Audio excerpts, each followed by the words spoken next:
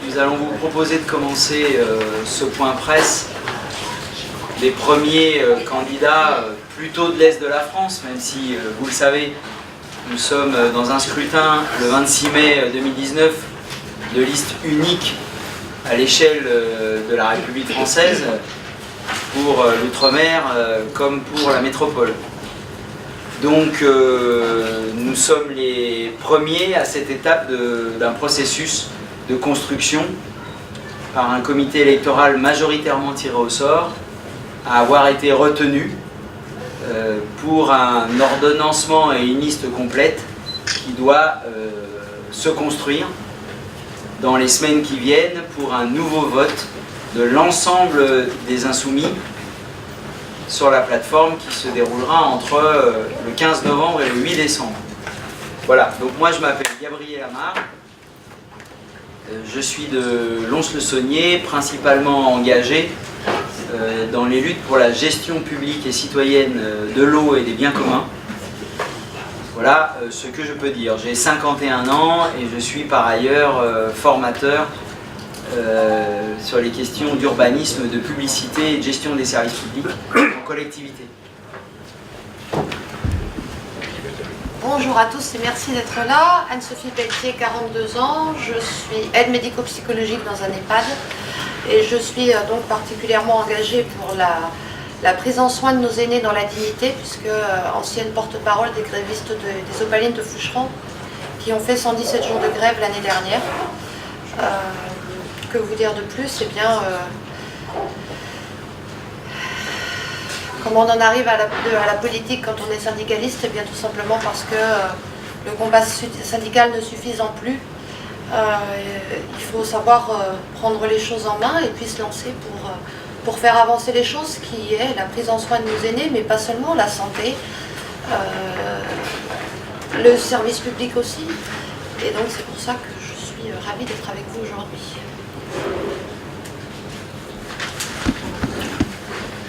Jean-Marie Gros, vous connaissez peut-être un petit peu. Le vieux de la liste, encore je suis le plus vieux de la liste. À 60 ans, elle n'est pas complète. De la liste actuelle. Comme d'habitude, CNRS, écologiste, énergie, sur la liste, parce qu'évidemment, tout ce qui est les problèmes écologiques, les problèmes d'environnement, les problèmes d'énergie, tous ces problèmes-là, n'ont pas de frontières et ne pourront probablement jamais être réglés dans le cadre du pays simplement, mais peuvent être bien plus généraux que ça. Et puis, c'est à peu près tout ce que je peux dire pour le moment. Donc bonjour à toutes et à tous, Laurence Lyonnais. Donc moi je viens de Franche-Comté, j'habite dans un petit village en zone rurale de montagne à la frontière suisse, qui s'appelle Frane, c'est dans la région de Pontarlier, où je travaille dans une collectivité locale, une toute petite communauté de communes, où je m'occupe de développement local, et notamment d'ouverture au public de milieux naturels protégés, notamment des zones humides d'altitude. Donc je suis engagée au niveau associatif dans le mouvement intermondialiste depuis une vingtaine d'années, mais également en tant que militante politique. Donc ce sera ma troisième candidature sur une liste aux européennes. Et les thèmes sur lesquels je me mobilise en priorité donc, sont ceux de l'agriculture paysanne, à laquelle je suis liée de par mes origines familiales, de l'écologie bien sûr, et de la ruralité au sens large.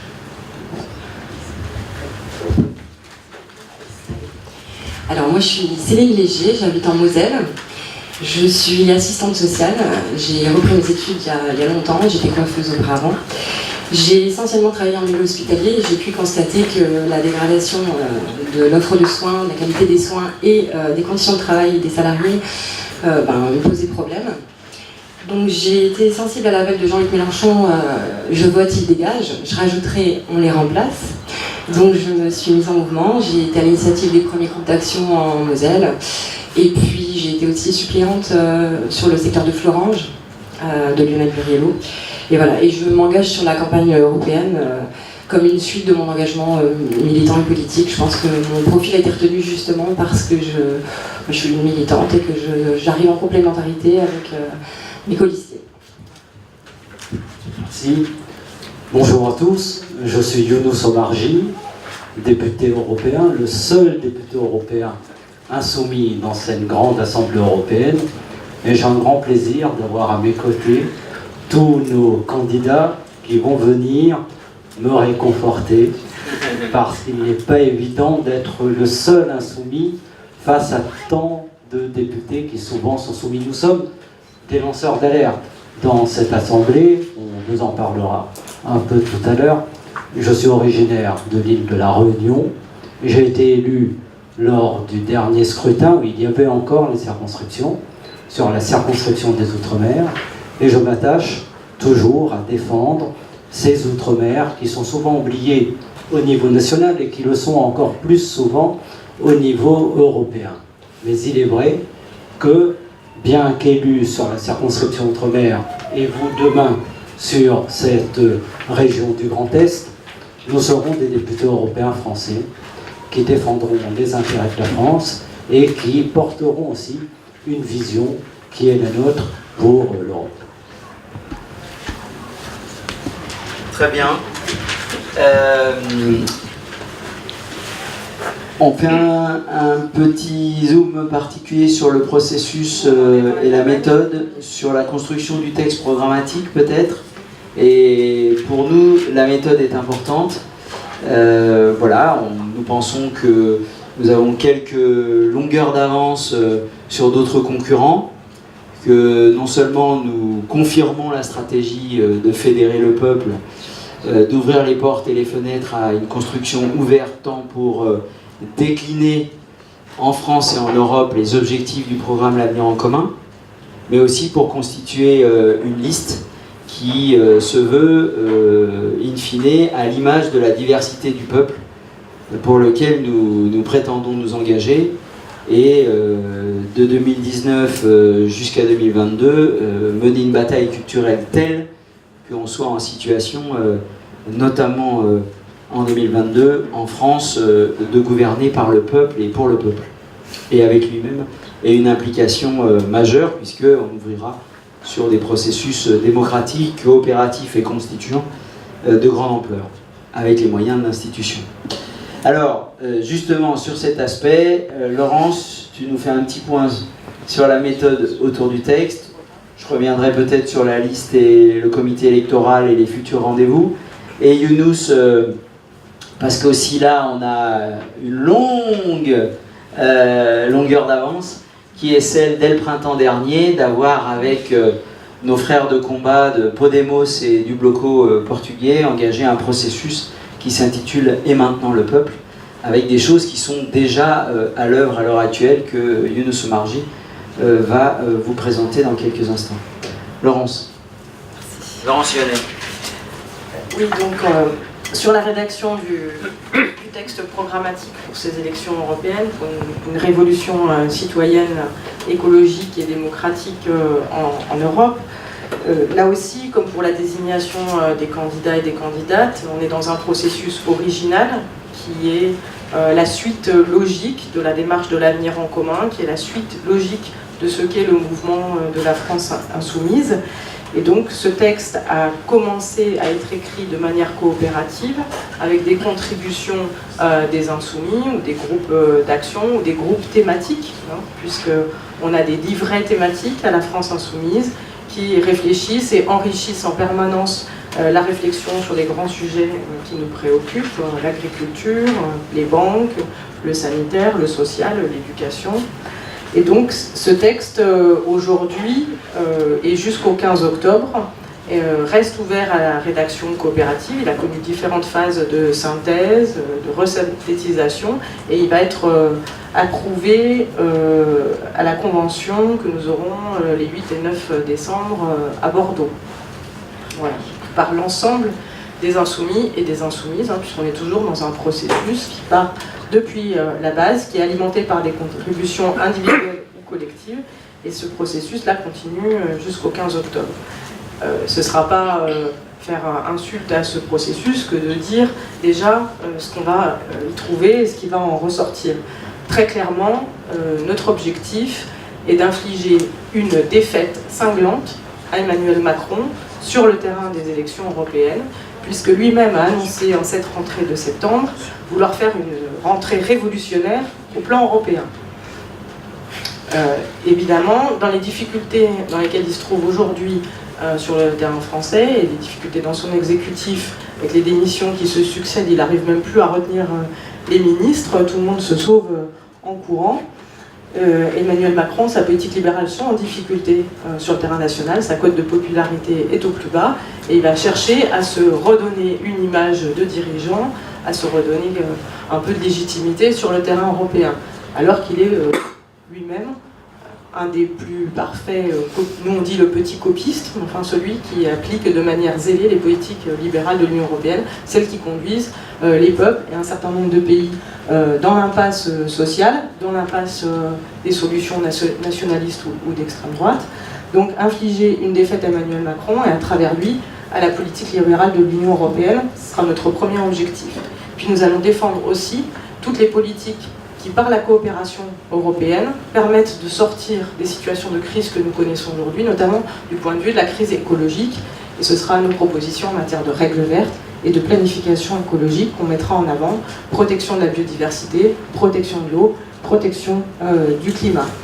Et sur le plan de l'opposition aux traités et des politiques libérales, une opposition déterminée à l'indépendance de la Banque centrale européenne, donc toutes les politiques qui, sous couvert de libérer l'économie, favorisent la fraude fiscale et l'évasion fiscale au détriment d'une harmonisation sociale pour les droits des salariés à travers l'Union européenne. Gabriel pourra parler mieux que moi de un de nos chevaux de bataille aussi, qui est l'interdiction des lobbies, vous savez, ces groupes de pression économiques et financiers qui sont très très friands de courir après les eurodéputés à Bruxelles et qui, je me suis laissé dire qu'ils les suivaient jusqu'à Strasbourg, dans certains cas aussi, et qui sont aussi fautifs et à l'origine d'un certain nombre de crises que nous connaissons ou de politiques néfastes.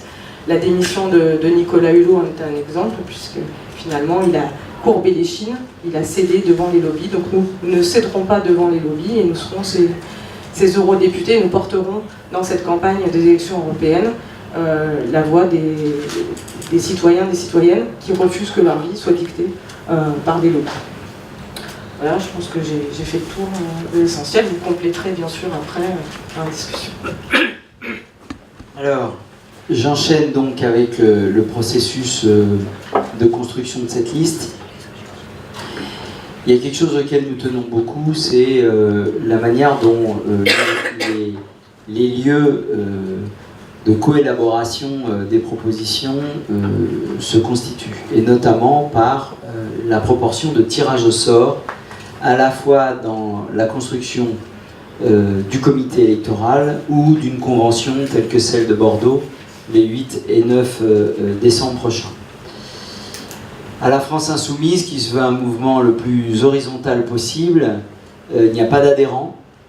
Il y a des gens qui se reconnaissent à la fois dans l'avenir en commun, en quelque sorte un chapeau consolidé à l'automne 2016, des livrets thématiques, il y en a quelques 48, et un processus d'écriture de la loi et des lois qui visent à préciser ce qui découle de ce chapeau et de ces livrets thématiques en termes de réglementation, directives et loi nationale. Ce processus, on le veut ouvert, partant du vécu, parfois de la colère, depuis les places de village, les quartiers populaires. Dans le cadre de ce processus, depuis 1 an et demi, 2 ans, des têtes dures, des lanceurs d'alerte, des citoyens résistants, des salariés ou des sans-emploi, des retraités ou des actifs se sont reconnus dans cette façon de construire autour des mots d'ordre de partage, d'enjeux écologiques et de défense et de promotion de droits inconditionnels pour l'émancipation de l'humanité. Et donc, du coup, nous sommes aujourd'hui à plus de 500 000 personnes inscrites sur cette plateforme et cette démarche coopérative. Et le premier lieu de la décision, c'est le vote en ligne des 500 000 insoumis de la plateforme. C'est le premier lieu d'animation, d'arbitrage politique de ce réseau social à caractère politique que nous incarnons. Et en l'état actuel, l'autre lieu de construction et de réceptacle des arbitrages de la plateforme en ligne, ce sont les conventions nationales. Et les conventions nationales sont jusqu'à présent aux 2/3 constituées à égalité, à parité hommes et femmes, d'insoumis tirés au sort.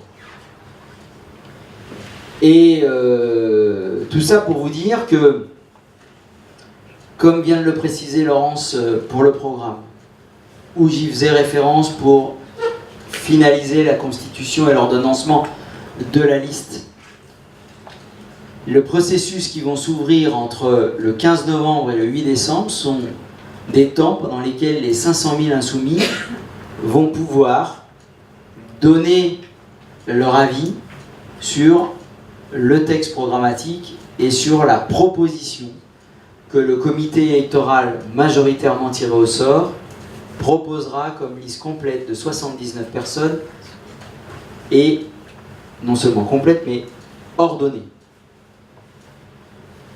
Dans ce comité électoral, alors même que les insoumis ont adopté une première copie, 66 candidats, 33 femmes, 33 hommes, ordonnancés dans ces catégories respectives d'hommes et de femmes, mais pas ordonnancés dans la forme d'une liste complète.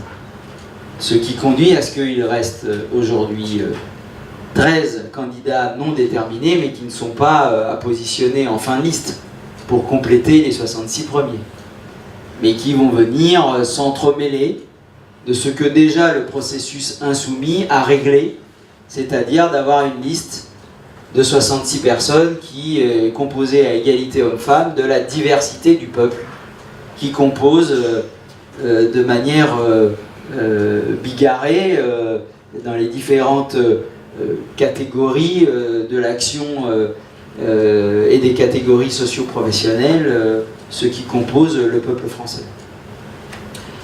Donc si aujourd'hui il y a 13 candidatures supplémentaires possibles, c'est parce que le comité électoral, majoritairement tiré au sort, je l'ai dit tout à l'heure, 18 membres sur 32, les responsables des pôles opérationnels de la France Insoumise et 4 représentants sur 32 des forces politiques qui soutiennent ce processus citoyen viendront à faire des propositions supplémentaires et un ordonnancement complet de 79 personnes.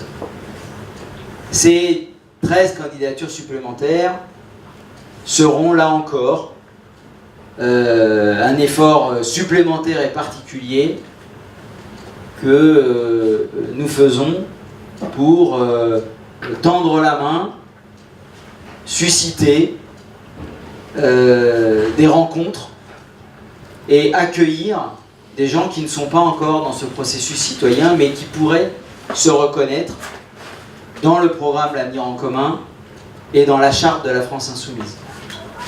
D'où qu'ils viennent, nous ne demandons aucun curriculum vitae à personne.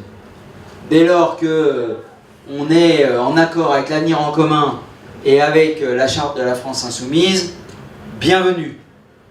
Et ainsi, des nouvelles personnes peuvent adresser des messages pour non seulement rejoindre la France Insoumise, mais se mettre à disposition en tant que citoyen résistant, lanceur d'alerte, militant associatif, politique, à disposition de cette construction et de la finalisation de cette liste.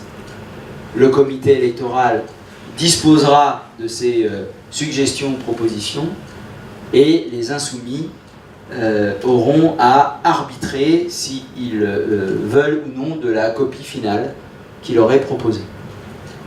Voilà pour ce qui est du processus qui fait que aujourd'hui les choses sont encore à venir et la Convention n'aura finalement qu'à accueillir les résultats du vote en ligne à l'occasion de cette Convention pour ce qui est de la construction de la liste.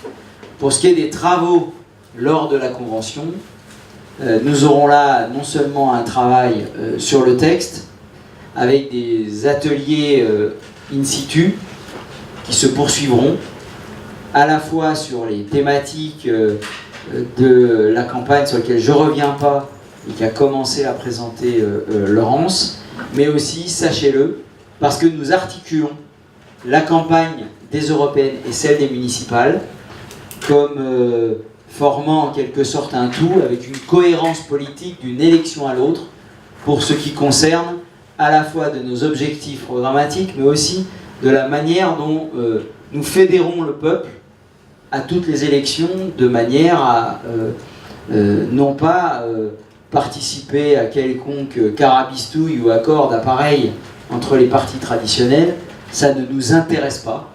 Mais en revanche, comme je l'ai dit tout à l'heure, les portes et les fenêtres sont ouvertes à tous ceux qui veulent se fédérer autour des objectifs altruistes et écologistes de notre démarche citoyenne. Voilà ce que je pouvais dire pour ce qui concerne le processus de finalisation de la liste, et puis bien sûr, nous y reviendrons s'il y a des questions. Younous, c'est à toi. 2 mots. Bah, prends celui-là, s'il est allumé, ça ira plus vite. C'est plus simple. Donc 2 mots en complément. Je pense que cette campagne des européennes qui va s'ouvrir peut être un grand moment politique, pour peu qu'elle permette une véritable confrontation entre les visions. Confrontation entre la vision portée par Emmanuel Macron d'une souveraineté européenne et celle que nous portons, qui consiste à avancer dans une dynamique européenne sans défaire la France. De vrais enjeux européens dans la confrontation aussi qu'il y aura sur des questions qui sont importantes, telles que la création aujourd'hui, la volonté d'avancer vers une Europe de la défense et notre enracinement sur des valeurs de paix et sur l'indépendance de la France et nos propositions pour ne pas être entraînés comme ça dans les aventures guerrières de l'OTAN. Bref, un certain nombre de questions qui peuvent permettre une campagne des européennes à la hauteur de l'enjeu. Mais ce que je constate depuis quelques semaines, c'est que nous n'en prenons pas le chemin. Et je crois que la France insoumise, par les propositions qu'elle portera dans le débat, contribuera, je l'espère, à hisser le niveau de cette campagne qui arrive. Pourquoi il est important que des députés insoumis soient dans cette assemblée? Eh bien, tout simplement parce que nous sommes ceux qui portons la voix des peuples en Europe. Et nous portons cette voix dans l'Assemblée contre des forces coalisées qui sont soumises devant cette Europe qu'on appelle l'Europe du fric, qui sont soumis devant cette Europe qui est devenue celle de l'Europe des lobbies, et devant cette Europe qui défend aujourd'hui des intérêts qui sont ceux de l'oligarchie et qui se détournent des intérêts populaires. Et nous avons commencé à le faire, Jean-Luc Mélenchon et moi-même, au sein du Parlement européen, et plus nous serons nombreux au sein du Parlement européen, et plus nous pourrons faire entendre cette voix, et aussi, quand cela est possible, gagner quelques combats, en tout cas, pouvoir faire apparaître les lignes de rupture qui existent. Dans la prochaine législature, il y aura par exemple des dossiers extrêmement importants comme les accords de libre-échange. Eh bien, il faudra des clarifications parce que vous avez vu que d'un côté, vous avez des proclamations, des incantations, l'Europe qui protège, etc. Le président Macron qui va aux États-Unis, à l'ONU, et qui dit qu'il ne faudra plus signer d'accords de libre-échange climaticides. Et au même moment, le même Emmanuel Macron donne son accord au Conseil européen pour que le président Juncker aille signer un préaccord totalement climaticide, qui est l'accord sur le JEFTA, et au même moment, la France et les États membres sont engagés dans une série d'accords de libre-échange, le Mercosur en particulier, qui vont venir détruire les productions agricoles notamment et les emplois en Europe. Donc, ce double discours, il doit être dénoncé à l'intérieur du Parlement européen. Et puis nous devons aussi, à l'intérieur du Parlement européen, utiliser les pouvoirs qui sont les nôtres pour atténuer le pouvoir des lobbies. Et nous pouvons le faire en étant des lanceurs d'alerte. Et nous le faisons déjà, nous avons lancé l'alerte, par exemple, sur le JEFTA. Nous avons contribué à lancer l'alerte sur le Dieselgate, sur le glyphosate, et personnellement, je l'ai fait aussi concernant le tabac. Donc, il est important que les insoumis entrent nombreux dans le Parlement européen. Mais cela n'est pas suffisant. Il faut aussi que nous ayons des amis dans toute l'Union européenne qui convergent avec nous sur les mêmes objectifs. Et Gabriel l'a rappelé, nous avons fondé à Lisbonne un mouvement européen, maintenant le peuple. Nous l'avons fait à Lisbonne pour laver l'affront du traité de Lisbonne. Ce traité de Lisbonne, qui, je vous le rappelle, c'est douloureux toujours de le rappeler, mais qui nous a été imposé, et où il y a eu une violence qui a été faite à la volonté du peuple français, comme à la volonté d'autres peuples, comme le peuple irlandais. Donc, nous avons lavé l'affront en créant ce mouvement européen avec le Bloco de Izquierda, qui est la principale force de gauche que vous appelez, vous, journalistes radicales, au Portugal, avec Podemos en Espagne, et puis aussi avec l'Alliance verte et rouge nordique du Danemark. Et notre mouvement européen est en train de s'élargir vers d'autres forces.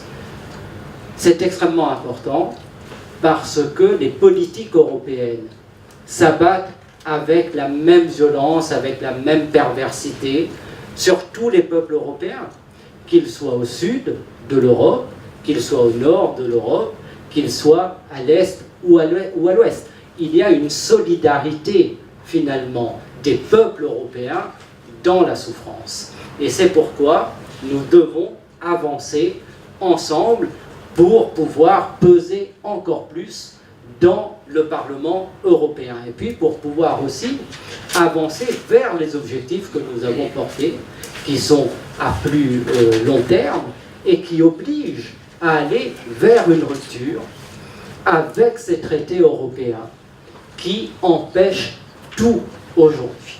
Donc je ne veux pas être trop long, mais voilà un peu la philosophie, et j'attends avec beaucoup d'impatience le renfort qui sera venu, qui viendra, et qui sera de très grande qualité, parce que la liste telle qu'elle a été élaborée a été faite vraiment avec beaucoup de sérieux, et je crois que chacun sera en capacité d'être à son poste de combat.